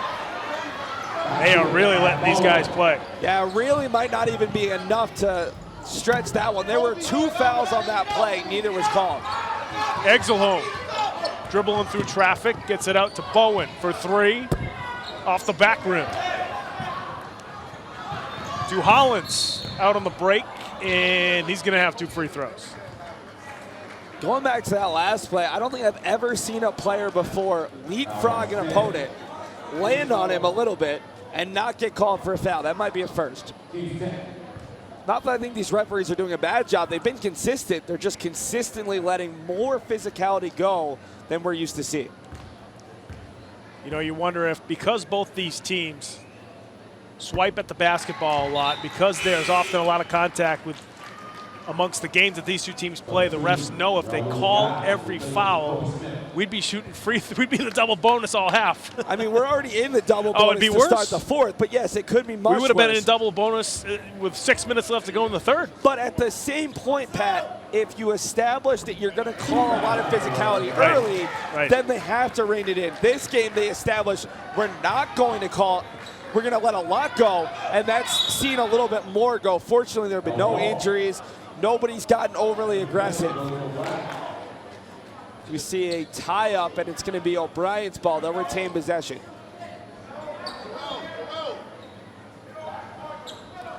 I do wonder, this is a city crew. It's a crew that we're used to seeing, if that's part of it. Knowing these teams, as they go further in the tournament, they're less likely to get crews they're familiar with if they're going to have to adjust their playing style and their physicality. TechBoston parting the Red Sea for Desante Bowen. If you're the Bears, you got to clog up the middle. What's going on there? Desante Bowen's been the most impressive player on the floor to me. Rivaldo Soares has more points. Romario Ebanks has more points. But Bowen has done such a nice job of handling the pressure, of taking the basketball to the hoop when it's there. And he's showing that he has not only great handles, but a great basketball IQ. Soares gets his own rebound, pulls it back out for the Tigers. And I think you're going to see OBryant try to kill a little bit more clock per possession the rest of the way, just trying to kill this game away. Bowen feeds it beautifully inside to Oguchente. Are you kidding me? How does an 8th grader do such a good job of fighting off the pressure there and then whips the ball with the right hand ahead for a wide open Oguchente down low? Turnover there by Soares as Browder comes away with the steal. Rivaldo trying to return the favor, but it'll stay with TechBoston. Everyone talks about Rivaldo Soares as the best basketball prospect in the city, although give credit to Tyrone Perry and Jordan Galloway and certainly the Mitchell twins. But Desante Bowen might have just as much of a chance of playing at a high level because he's 2 years behind and he plays a different possession. Bowen's a true point guard where Soares plays the point because that's what's asked of him occasionally. Back to a 20-point lead after the putback from Du Hollins. Exelholm for 3, rattles that one in for the Tigers. 23-point lead. And TechBoston just ejected at that point. They gave up on defense and no one even came close to coming after Ebanks. Another wide open look. And Bowen gets fouled at half court by Whitehall. I think that's Corvani's 5th. I'm sorry, that's only Corvani's 3rd personal foul, excuse me. Bowen now in the double bonus. If you're TechBoston, do you just start launching threes right now? I mean, I think you almost have to. It's not their game. It's not what they want to do. It's certainly an adjustment from just following the game plan, but even Johnny Williams would probably admit that you can come back from 23 in 5 minutes and 13 seconds using his style you might not be able to do that following the same game plan against an OBryant team that has as many ball handlers, that has as much talent. They might have to go away from their basketball identity. Second free throw hit by Bowen. Back to a 24-point lead for the Tigers.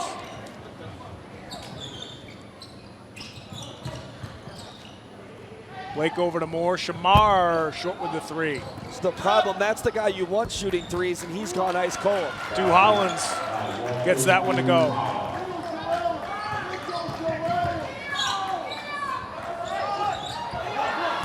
Put back good from Lewis Guy. OBryant getting to every loose ball right now. Yeah, that was a terrible shot from Uchenna, but bailed out. His free throw shot well short, and of course a player underneath, and Shamar Moore finally gets the first points of this quarter from a player other than Walter Dew Hollins. Foul was on Rivaldo Soares. That's his third personal foul.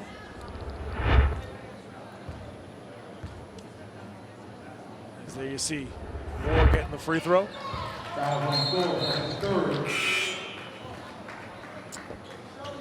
I really think this TechBoston team, though, is one or two players away from being right in the same category as New Mission, Brighton, and OBryant. And it's not that they weren't. They made it to the city championship this year. But I think that in terms of going ridiculously deep into a state tournament, and that's where this team, they're very young. They're going to be older next year. They're going to bring back all of their key pieces, but they need one more shooter to take away the pressure from Shamar Moore, and a little bit of size would do a lot of help just from taking the pressure off of Dew Hollins and Tycliffe Blake having to guard the bigger players that you can see, especially for teams outside the city. And Soares knocks down the first. Well, maybe we'll see Coach Williams at the middle school basketball championships in about a month trying to find the tallest kid on the floor. Well, Corey McCarthy's no longer going to be looking at those guys for New Mission. So maybe that'll take away one of the big sharks here in the city. And that ball goes out of bounds back to the Tigers. Toby Smith coming back in for OBryant. We mentioned there's a lot of youth on TechBoston, some youth on the OBryant side, but also they sprinkle in a couple of seniors to really help things out. You got Ebanks, Exelholm, and Kobe Smith, and actually Uchenna and Bokwe also getting in there as seniors. Well, and I think that's the difference. There's only one senior on TechBoston who doesn't get a lot of time. It's mostly juniors and sophomores and a couple of freshmen for the Bears. Yeah, and TechBoston is the program that's had more success. They've now made it to the second round 3 straight years. This is the first time in the past 3 years that OBryant has made it to the second round. But when you have seniors who got to the playoffs, and also let's not forget these are seniors who also play football and who are got getting to the playoffs. That's so right. that's a shared experience. That it's not the same sport, but you still learn from it. That's right. You still recognize the difference between a regular season game and a postseason game, and the difference in preparation and the difference in intensity, and that's something these seniors can share. Plus, guys like Ebanks, Exelholm, and Smith, they're a little bit older, and you see it even up. A freshman in high school and a senior in high school, there's a big difference in terms of how the bodies have developed. A freshman in college, a senior in college, it's the same thing. Having those seniors who aren't that tall, but they're so strong, they're built so well, has helped them today, especially in the boards. Tycliffe Blake going hard to the rim.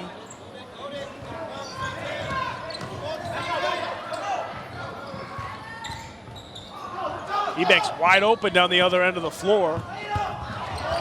Not sure what Mario was doing right there. He had a wide open layup. Thinking a little bit too much on that play. Yeah, he saw Kobe Smith. He wanted the alley-oop, but that's something OBryant and Drew Brock not happy with. Meanwhile, Whitehall getting the basket and one for TechBoston. The freshman still going strong for the Bears. The biggest thing here for both sides is you want to keep this game clean. OBryant doesn't want to show up TechBoston. They appreciate how well TechBoston has played. And TechBoston wants to finish their season on a positive note. So I think both coaches are going to stress the need to really respect your opponent over the Final 401. TechBoston going to call a timeout here with 4:01 left to go in the fourth quarter. 20-point lead for OBryant. And this game, really since the midway through the second quarter hasn't really been in doubt very much. If TechBoston has any chance, they've got to come out of this timeout and go on a big-time run. Well, if they're going to go on a big run, they're going to score out of this timeout. They've not scored out of a timeout on any of their timeouts today. They haven't executed well out of stoppages, and that's something that they got to work on as a group. That's on the coaching staff, that's on the players, that's a whole team issue. After you get that stop, you got to force turnovers. You got to hit some threes. You're not going to come back from a 20-point deficit with 4:01 to go without hitting some threes. And you're going to have to hope that OBryant at some point starts missing their free throws. That's been a big reason why the deficit has stayed at 20-25 rather than 10-12. OBryant's hit their free throws and kept the game a little bit wider than it could have been. Without question. Meanwhile, on the other side, you look at the OBryant Tigers, and Coach Brock's still coaching. Despite being up by 20, he's not relaxing. He's not letting his foot off the gas pedal. The Tigers seem to be in more control than TechBoston as far as the rhythm of their offense, yet they're still going hard to the rim. They're still forcing the action offensively. It's a deeper rotation. It's a more veteran group. And right now you can see it from the players. They're communicating extremely well with Coach Brock and with each other. Valdo soars with another field goal for the Tigers. Shamar Moore launching a three. That is not the shot that Johnny Williams wanted. You need threes, but you don't need threes 3 feet behind the three-point line. Steal from Browder. Here comes Whitehall with the layup. TechBoston can't trade baskets right now. Still down by 20. Now that 30 seconds goes to OBryant, and even 0-0. Breaking the press is the Tigers, and soars smartly. Gets the ball back up to the top of the key. Just kill the clock right here if you're OBryant. You do not need to take a shot until under 10 seconds left on the shot clock. Another turnover. Two TechBoston Bears just ran into each other. Blake with the layup, and we got two guys down. I think Moore might have knocked his head against Gravani Whitehall. Yeah, it's Moore and Whitehall. I think Whitehall, I'm not sure if it's the head or the knee, but he's in pain, and Shamar is in a ton of pain down right about the three-point line. So we had Moore. Oh, right into the stomach. That's almost a good thing. There's less bones there, but still. Anytime you get a head or neck injury that we just saw right there, I'm sure Shamar's going to have to come out, probably go through the concussion protocol.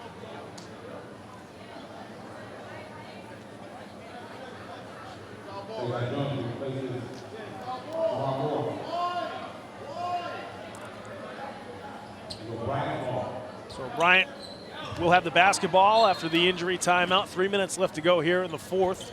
18-point lead, and Walter DuHollins with the steal and layup. And that's what you want to do if you're TechBoston. Force the turnovers in the backcourt, force the errant passes. That was a dangerous pass. Soares laying it down to Smith, and Kobe was short with that one. They get it up to Blake. He gets the layup. Quick run here by TechBoston. All of a sudden, we got a 14-point game. Really surprised that Johnny Williams called his timeout instead of Drew Brock there, as all the momentum's right now in favor of TechBoston. It's what you need to do. You need to force turnovers, get easy baskets, and immediately get into that press. The one thing that today's game might have surprised me more than anything else is that we haven't seen much of that TechBoston press, and when we did in the second and third quarter, it was mostly a man-to-man press rather than a 1-3-1 or even two guys forward. They were giving OBryant way too much time and making it a 1-versus-1 battle to get up the court rather than a trapping press where they can force those bad passes and the easy points going the other way. Yeah, we'll see if that pressure defense and forcing turnovers continues here for TechBoston. They have 2:41 left to go here in the fourth to try to make up this 14-point deficit. Certainly a tall order, especially when you think they have to make a lot of stops. It's not just scoring a bunch off of turnovers. They have to make a lot of tough defensive stops. You got to think for OBryant, once they get into their half court, just throw it into the big fella. Let them go to work. Valdo Soares has 21 points, 9 rebounds, and 9 assists. in a state playoff game against a team that knows what he can do. That just shows how good this kid is, and he's just a sophomore. And that's a missed opportunity off the turnover.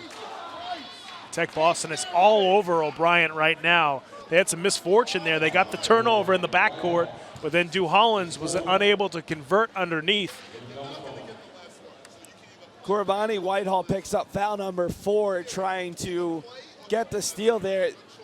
OBryant's really frustrated, despite the fact that they're going to win this game. They felt that this game was being reffed in a TechBoston way, because TechBoston has been the aggressor, has been the more physical team. And I made this point in the third quarter. This could help them down the line. Right. If they've gone through this much physicality against a smaller team, when they play a bigger team who might not be as aggressive but might be just as physical, it might help them going forward. They possibly will play the #1 seed the next round. Blake trying to go coast to coast. Dew Hollins there for the putback. 13-point game. 2:15 left to go. Can't pick up the dribble there if you're Rivaldo Soares. And the Tigers this time break the press. And Rivaldo straight to the goal. Can't squeeze that one in. Yeah, that's a bad decision. No need to take a shot that early in the shot clock with no pressure. Dew Hollins trying to go coast to coast. Lays it off the glass. 11-point ball game. 1:56 left to go in the fourth. TechBoston calls a timeout.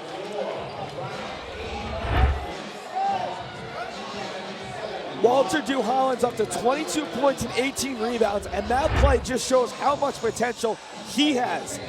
He knew that Rivaldo Soares was there. Soares did a nice job of not giving up the foul, yet he used his body to clear out a little bit of space, and that long wingspan up with the left hand. This Dew Hollins kid is legit as well.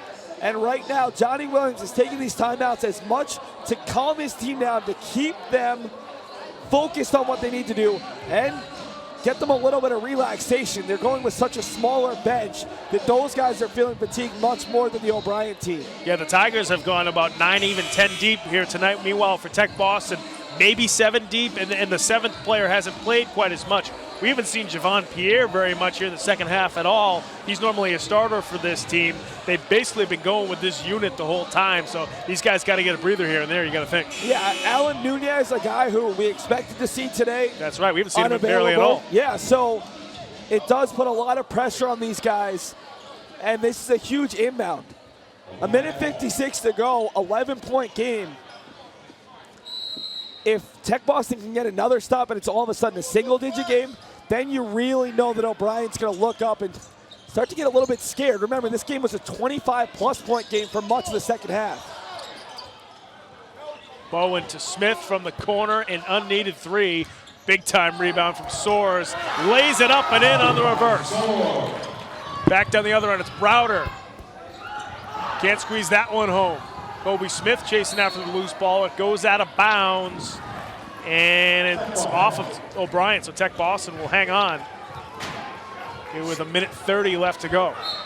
That's not the shot you want if you're OBryant, but the length and the size of Soares, again, creating a matchup problem. He's up to 10 rebounds, just 1 assist shy of a triple-double.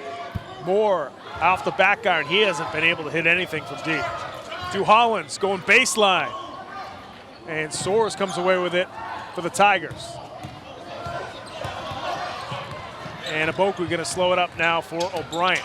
It's a really smart play by one of the seniors. No need to take a shot early on in this shot clock. Rivaldo Soares ripping it down for the Tigers. Unless it's that shot. That's a high percentage shot. Back to a 15-point lead under a minute to go. Whitehall, nothing but net from 3. But down the other end, Mbokwe, that looked like a goaltend there from Blake, but they don't call it. And a turnover from TechBoston. And the Tigers take a timeout here with 42 seconds left to go in the fourth, a 12-point ball game. I don't think there's enough time left for TechBoston, but with the way these guys play, how quickly they pressure the basketball, they could flip the script in this game very quickly. If Reggie Miller's in the audience and he wants to suit up for TechBoston, they could do it. They can force the turnovers. They can speed the game up. They're just not hitting enough threes. That's right. Whitehall just hit that one. I think that's their first or second of the half. They've gone really cold from distance, which has been a big reason why they've struggled to chip into the deficit. But give all the credit to Tech. It's the first three of the entire half, and that says a lot because they've been jacking up a lot of them. Give them a ton of credit, though. This team could have crumbled and just let OBryant run away with it. They don't give up. They never give up, and that's why I really enjoy watching this team play, and I'm really excited to see this team play the final 42 seconds, and again next year when most of these pieces are back. Meanwhile, Romario Ebanks just checked back into the ballgame. He was sitting for a couple of minutes there for the Tigers, so he'll be back in with 42 seconds left to go here in the fourth. OBryant with a 12-point lead.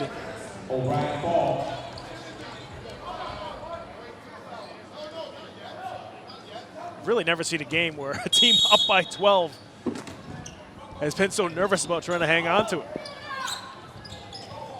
And almost another turnover, but it's Exelholm who couldn't hit the layup. Soares trying to get the rebound. And Ebanks hangs on to it for the Tigers.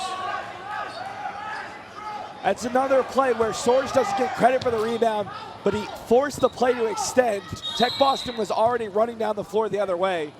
And he just makes so many plays because of his wingspan that helps out this team. And it also calms down this team. They have not done a good job finishing this game. I think when Drew Brock looks at the film, when he talks to his team, there's going to be a big focus on needing to play smarter against some of these teams. They're not going to face many easy games the rest of the way. Not that this was easy in any way. They're going to be long teams, they're going to be strong teams, they're going to be teams who can maybe shoot the three a little bit better. OBryant has all the talent. They just need to execute a little bit better and not think the games are over. Both foul shots made by Bowen, so back to a 14-point lead for the Tigers as Shamar Moore shoots it, hits that one, which was almost at half court. Hasn't been able to hit anything all game, but that one basically from Roslindale goes down for him. Yeah, well, Shamar's issue is he was trying to shoot high school level threes.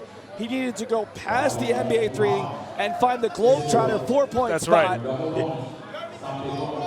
Moore with his fourth three of the night, but first three of the second half. And Bowen, is unable to hit the first. So with 10 seconds left, this one is all but over, but TechBoston, despite being down by 25 at one point here in the second half, has really charged back hard against OBryant. Moore again for three. And that is going to do it here at Latin Academy High School as the OBryant Tigers with an impressive win over the TechBoston Bears, 88-76 here at Latin Academy High School. So the OBryant Tigers will be moving on here to the 2017 MIAA State Tournament. And Seth, a lot of players contributing tonight for the OBryant Tigers. You certainly, if you're Coach Brock, you don't like the way they ended the game, especially late in the fourth quarter, but just a very impressive win overall against a tough TechBoston team. Well, I think when your two best players are your two youngest contributors, that gives you a lot of hope going forward. Sure. This team is in pursuit of a state title this year, and they're a dark horse for it in the Division II South and then going forward. But when you look at it, the goal for Drew Brock is to build a dynasty. You don't want to win once, you want to win multiple times. He's got a great point guard. His son is an 8th grader, and he's got 2 more years of Rivaldo Soares. Soares doing so much for his team in the hustle plays, and Bowen doing such a good job of leading his team. Through the first 3.5 quarters, they looked in complete control. The last 5 minutes, they'll diagnose, they'll dissect, but this team showed that they are very comfortable on one of the bigger stages. Without question, the Tigers moving on to the third round of the state tournament. They hadn't been able to get out of the first round over the last couple of years, so unfamiliar territory for them, but they are looking to make a deep run here in 2017. Folks, we're going to head to break. When we come back, we'll have the Game of the Week MVP, the game-winning coach, and our final stats right after these words.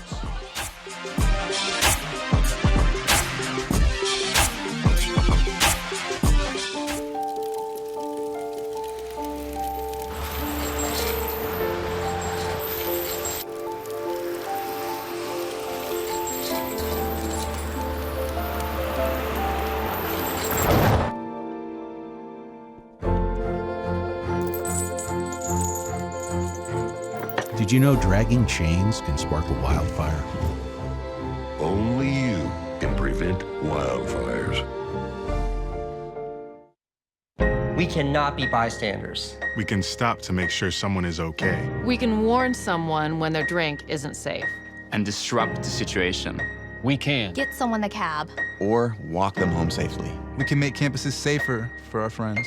Our roommates. Our classmates. Our fellow human beings. We cannot be bystanders. We can. Intervene. It's on us. All of us. Learn how and take the pledge at itsonus.org. Look at you. You're at the top of your game. You're unstoppable. Nothing can throw you off track. Wait, is that your car? Uh-oh. Yeah, I saw that coming. That will throw you off track. You're looking at around 10 grand in fines, legal fees, and increased insurance rates. Let's try this again. Smart move. Because buzz driving is drunk driving. Hey, you. Yeah, you. Getting that college education. What are you gonna do? Graduate and take some office job? Be like everybody else? Or will you dare do something different? Like, be a teacher. You could be my teacher. You got the skills. The smarts? Yes, you. You could be the teacher I never forget. That'd be cool. Does that corporate job even have recess? What are you gonna make of yourself? What are you gonna make of me?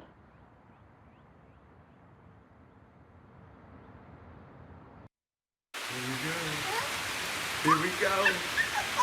We're gonna go out there in the rain. Gonna get wet. All right, here we go.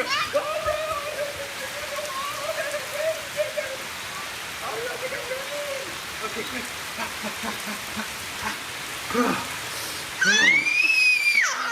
Oh yeah, yes. So much fun. Mwah. We're getting so wet.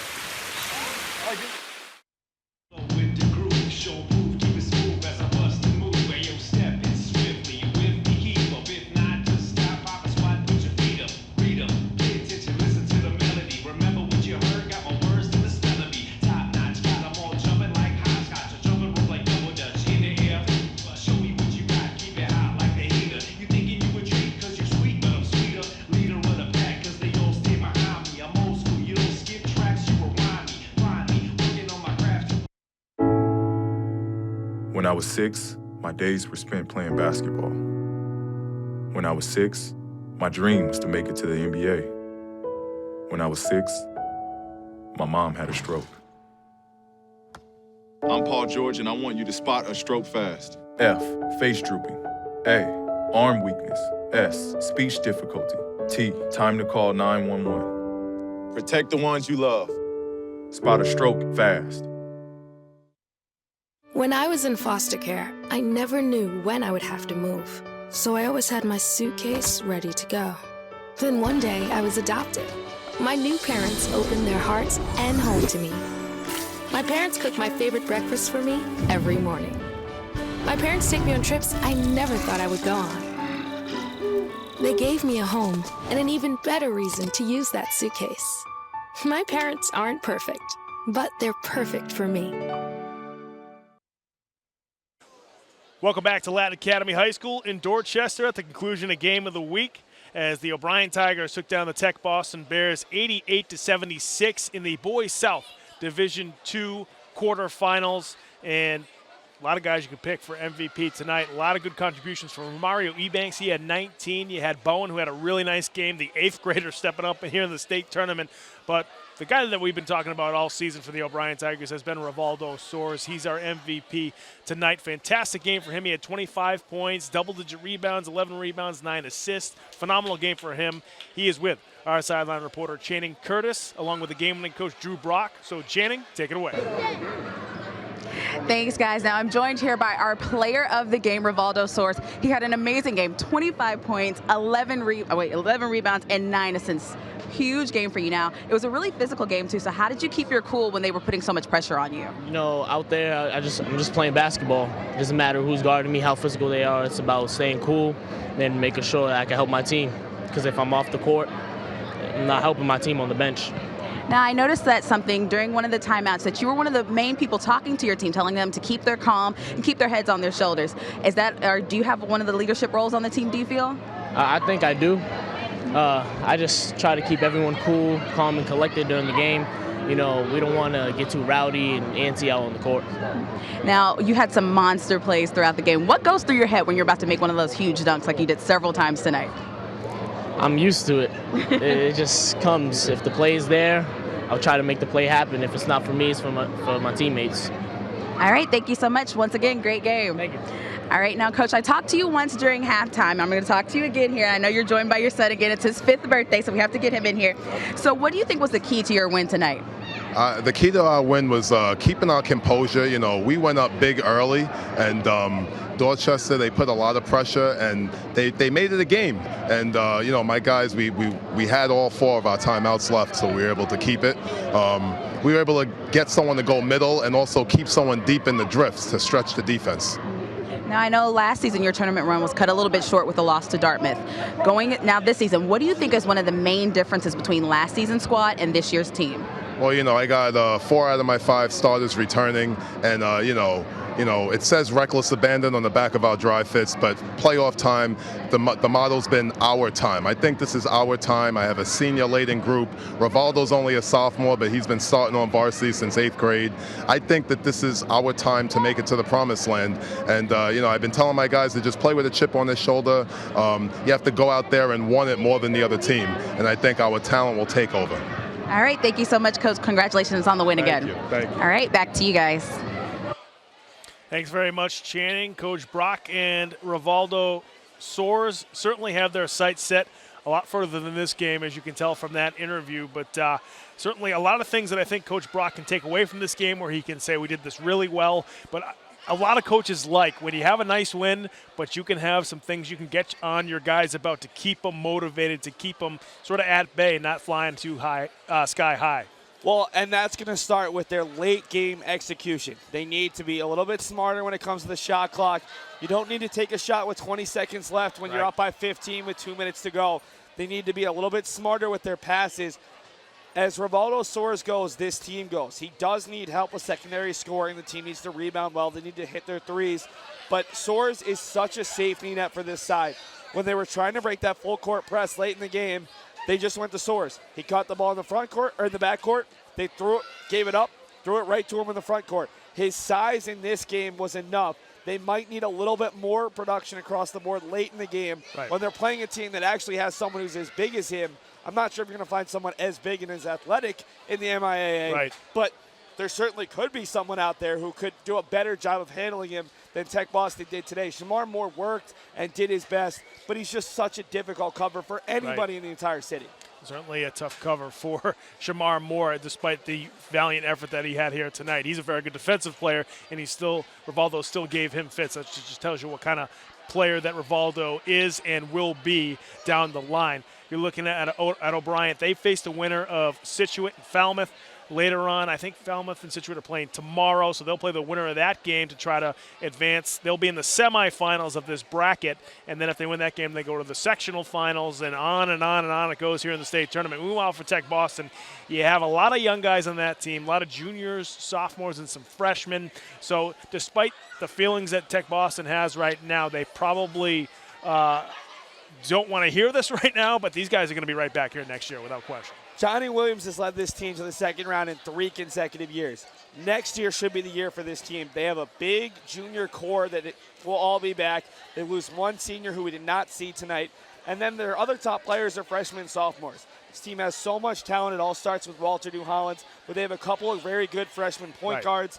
Their team is really strong. They could use a couple more pieces to take some of the pressure off of Shamar Moore and Walter New Hollands. But I think either way, you're going to see this TechBoston team take a step forward, just like OBryant did this year, where they're no longer the unheralded team that's making waves. They're going to have the target on their back because teams like OBryant are going to lose a lot of seniors. This team is going to have everyone back and potentially more. Without question. You saw the defense from TechBoston here tonight. I don't know if OBryant's going to play another team that's that quick and has that much pressure on the ball, but certainly a good test for the Tigers to help them going forward. The turnovers you got to clean up. they did shoot well at the free throw line, which is something you have to do in the postseason. Yeah, they're going to face teams that bring a different kind of philosophy, a different kind of game plan. But most teams that have made it this deep are going to have some defensive quirk that has worked for them, whether it's a full court press, just like TechBoston uses, not that they were able to implement it a lot today, or whether it's a trap or something like that. Playing teams like TechBoston that are so good defensively, gave up 60 points per game coming into this one, gave up nearly 90 in this contest. It's going to help you out. Expect OBryant to face bigger teams going forward, but they can use their size, the length, and their defensive pressure against those bigger sides. We're going to take a look at the final stats from this ball game before we sign off here from Latin Academy High School. And first up, it's the TechBoston Bears. No surprise, it's Walter Two Hollins, 22 points, 18 rebounds, another huge double, even had 5 assists. Whitehall with 18 points, most of those in the first half. Tycliffe Blake, the only guy who really fills that big man role with 8 rebounds and 4 assists for Javon Pierre despite the injury. Let's take a look at the OBryant final stats. Well, it starts with Ronaldo Soares, our MVP, 25 points. Romario Ebanks, 16 of his 19 points came in the first half when they were able to establish that 20-point lead. Soares had 11 rebounds, Ebanks with 9. Soares with 9 assists, Ebanks with 8. And honestly, I didn't know that Ebanks had that big of a day. To me, that's MVP caliber in its own right because he's not the guy who's expected to do that. That's right. Romario's supposed to have 12 points, 6 rebounds, a couple assists. Instead, he nearly matched Soares, who's supposed to do all that, and 8 steals to boot, nearly had the quadruple double.